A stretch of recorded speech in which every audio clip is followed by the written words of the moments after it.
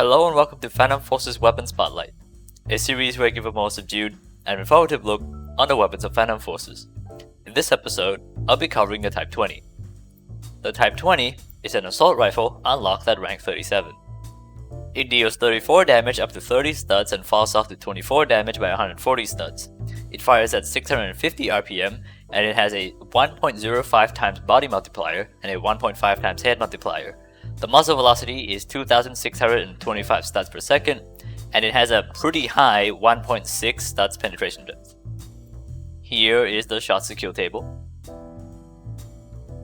It has around medium recoil with a lot of horizontal recoil, and it holds 30 rounds in the magazine with 120 rounds in reserve of 5.56 NATO rounds.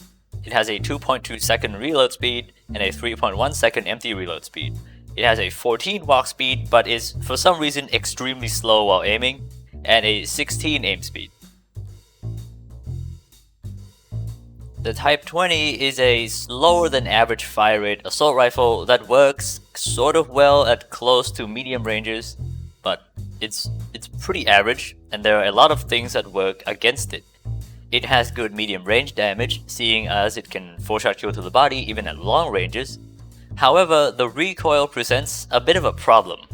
It has some high recoil despite firing 5.56 rounds, and it has a lot of horizontal camera kick, preventing you from making the most of its damage range.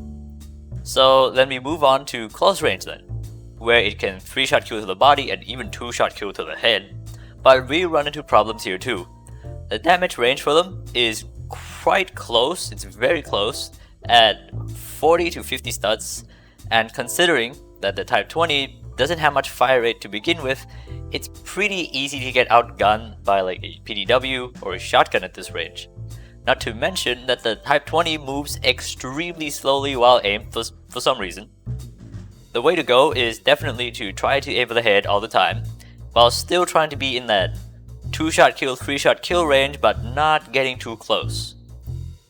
Also, we need to talk about the Type 20's main competitor, which is the AK-74. It has the same fire rate, but has less recoil and better close to medium range body damage. The Type 20 feels like it's supposed to be better at range, but it's just not happening with that recoil.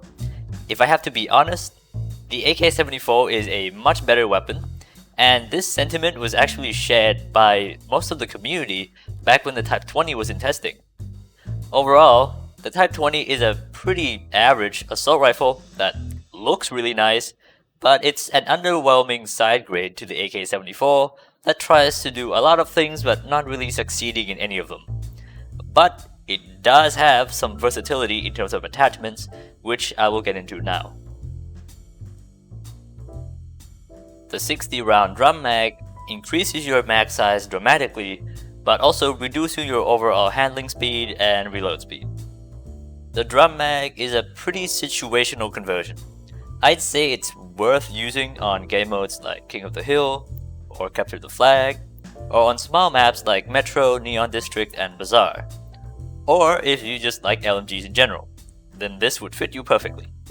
But despite the big mag size, if you compare it to LMGs, the Type 20 is still the Type 20, it's not very good, but it just has a big mag now. The extended mag conversion increases your mag size by 10 rounds but reduces your reload speed and reserve ammo. This one should come down to personal preference whether you feel like you need it or not. It does slow down your reload speed quite a bit, but if you actually need that 10 extra rounds, it shouldn't be too bad. I personally don't use it. I think 30 rounds is plenty, but if you beg to differ, that's fine. And as a final note in this section, the .223 conversion, armor piercing, and hollow point all use 20 round mags for some reason, and they reduce your reload speed. But now, moving on to attachments. The compensator reduces your horizontal camera kick but increases your vertical camera kick.